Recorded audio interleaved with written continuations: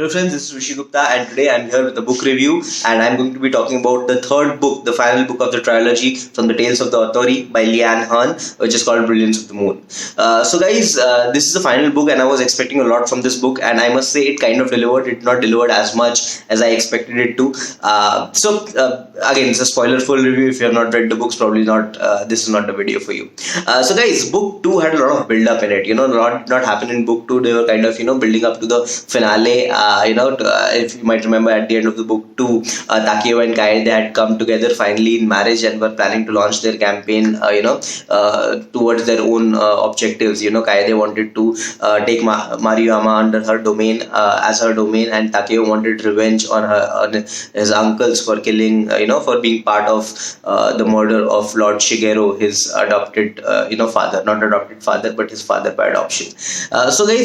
This book kind of, launched into action pretty quickly. It had a lot of battles. So, if you might remember that in book 2, there was a prophecy and the prophecy kind of, fulfills itself in the final book, wherein there are 4 battles. Out of which 1 is to be lost and 3 are to be won. I hope I'm getting that correct and there are not 5 battles.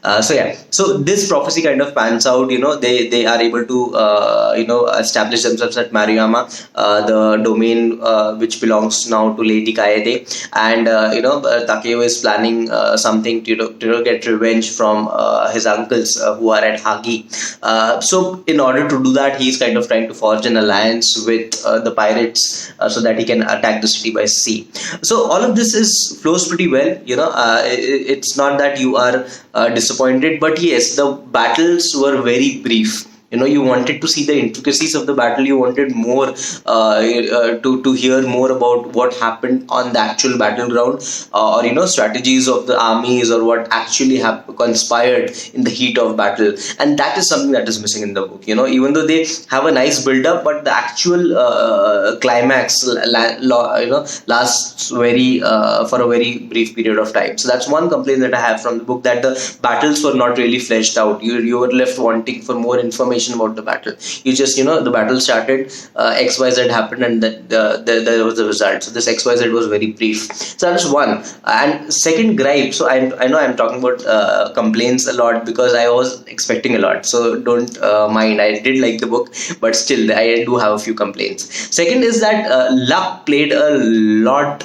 a bigger role than I would have liked it to, especially towards the end when there is an earthquake at the exact moment, at the precise moment when the lead characters needed some divine intervention, and it happened. So now people might say that it was actually a divine intervention in the form of the earthquake, but actually it was too convenient for the characters. So Kaede was being held at Fujiwara's as a captive wife. And she wanted to get out, and plus Shizuka and Dr. Ishida were about to be executed by Fujiwara in the presence of Kaede.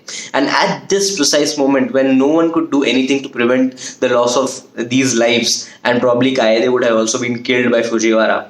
And at this moment when this was happening in Shirakawa, in the estate near Shirakawa, at the same moment, Takeo was facing the army of Daiichi. He had just betrayed Takeo. Lord Arai had just betrayed Takeo, and they were facing down a massive defeat in the face of a huge army brought by Lord Arai. And Lord Arai was initially in alliance with Takeo, and he had just shown his true colors and told Takeo that he is no longer his ally, and he's going to defeat all the authority and take over the city of Hagi. And at this moment, these two primary characters were about to lose their lives, and there is this great earthquake that kills all the enemies but leaves the primary characters.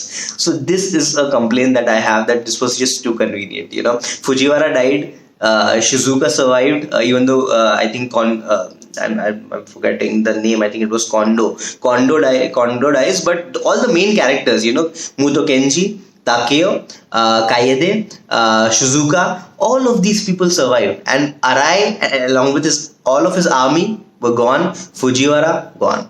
So basically, you have just taken out all the enemies in one swift stroke of fate. So that is one thing that I felt that could have been done better. And I thought, if these victories were well earned for these characters, that would have been better. Probably something like Kaede killing Fujiwara with a needle, or Takeo having an ace up his sleeve and defeating Arai in some strategy. So that would have been better. But no wonder. So I know I have complained a lot, but I did like the trilogy. So I would definitely recommend that you read it. The third book was a bit underwhelming, but still it was a good read. I'll definitely not say that it was not. So guys, the trilogy itself is a good series, a good story that keeps you hooked throughout it.